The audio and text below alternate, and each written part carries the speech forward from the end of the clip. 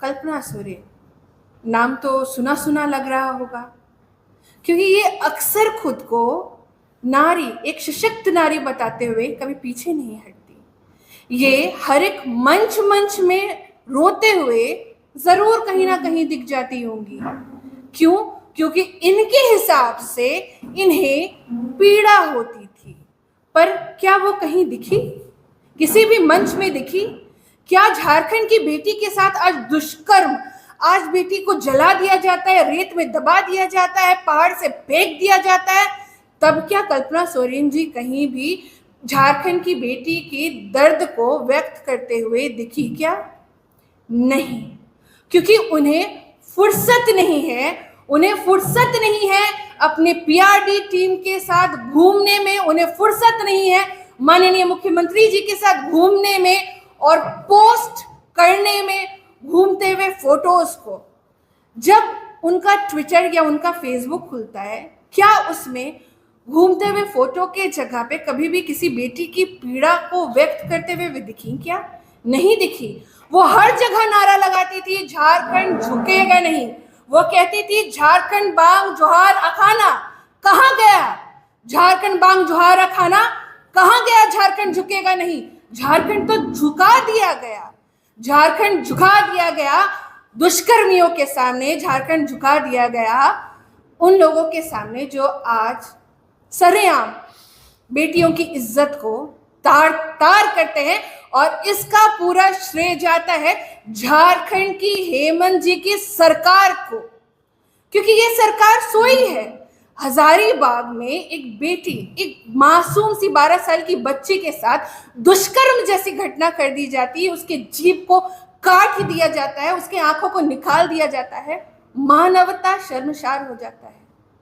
क्या माननीय मुख्यमंत्री जी का दिल नहीं पसीजा कि उस बेटी के पास जाकर के एक बार पूछे, उस बेटी के परिवार के पास जाकर के पूछे, जिसके दुष्कर्म के बाद इतनी निर्मम हत्या कर दी गई है, क्या वो हजारीबाग नहीं जा सकते? दाबोस जा सकते हैं? हजारीबाग का रास्ता उन्हें नहीं दिखा है क्या?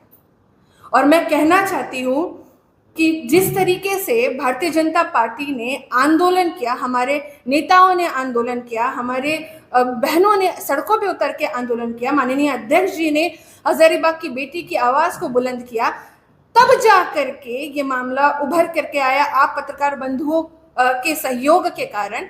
पर आप सोचिए कि अगर ये आंदोलन नहीं होता तो क्या आज ये मामला सामने आता? नहीं आता। ऐसे अनेकों मामले हैं जो दबे पड़े हुए हैं पर वो सामने नहीं आ रहे हैं।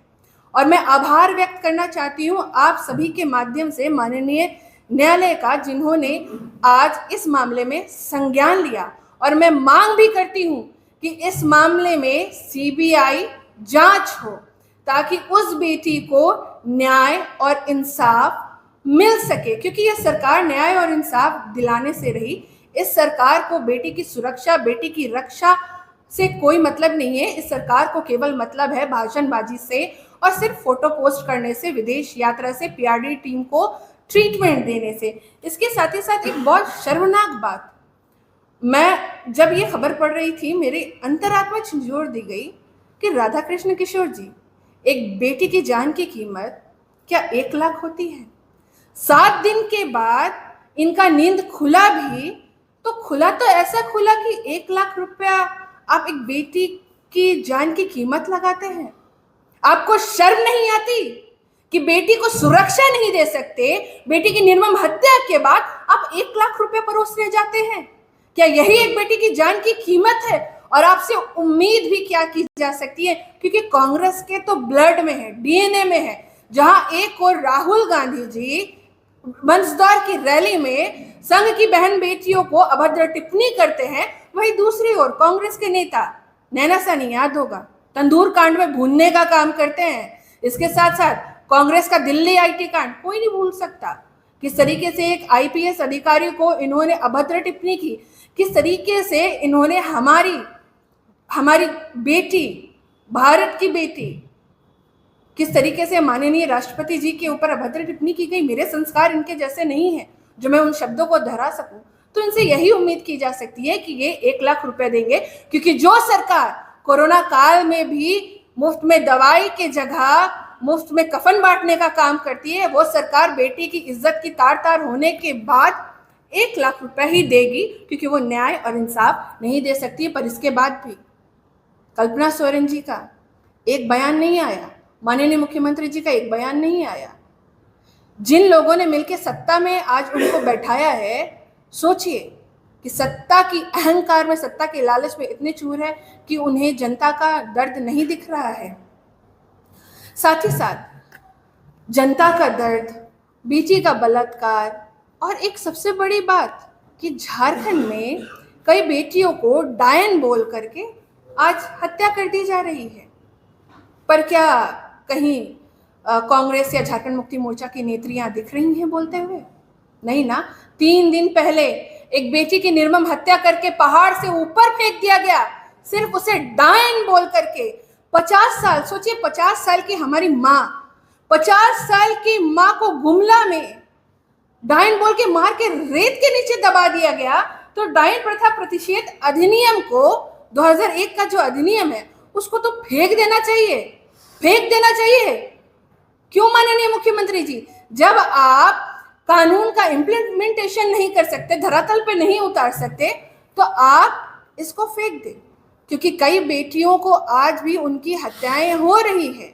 इसके साथ ही साथ मैं बताते चलूं कि ये जो रेप की घटनाएं हैं, ये कम होने का नाम नहीं ले रही है।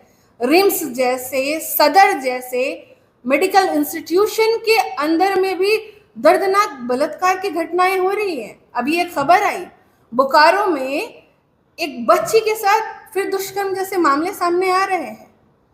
ये तो मामले वो है जो दिख जाते हैं जब भारतीय जनता पार्टी आवाज उठाती है, पर उन मामलों का क्या जिन मामलों को दबा दिया जाता है।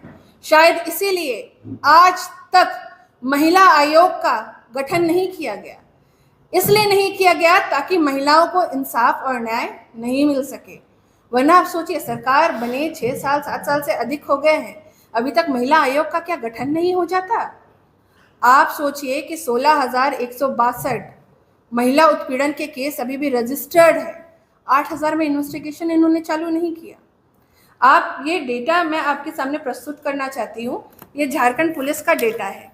इस झारखंड पुलिस के डेटा जनवरी 2026 का है। इस डेटा में आप देखिएंगे कि सिर्फ जनवरी माह में 128 बलात्कार की घटनाएं सामने आई है, जिसमें से टॉप 1 का किताब तो कल्पना सोरेन जी ले गई, क्योंकि शर्मनाक बात है कि टॉप 1 में गिरिडीह है और रांची भी कोई पीछे नहीं है, रांची भी नंबर 1 पे ही है बलात्कार जैसी मामले में। मतलब हर दिन औसतन 3 से 4 दुष्कर्म जैसी घटनाएं घट रही हैं। पर क्या इनको पड़ी है? इनको जरा भी नहीं पड़ी है, क्योंकि इनको तो अपना शीश महल बनाना है, शीश महल बनाना है यहाँ के युवाओं को, यहाँ की बेटियों को, यहाँ के बच्चों के जो सपने हैं उनको कुचल करके इन्हें तो अपना शीश महल बनाना है। भले बेटियों का संसार क्यों ना उजड़ जाए, इन्हें कोई फर्क नहीं पड़ता। और मैं बताते चलूं कि झारखंड में जिस तरीके से आज हालात हो गए हैं, उस हालात में ज़रूरत है कि झारखंड की सरकार जग जाए, वरना हम उग्र आंदोलन करेंगे, क्योंकि महिला तस्करी, बलात्कार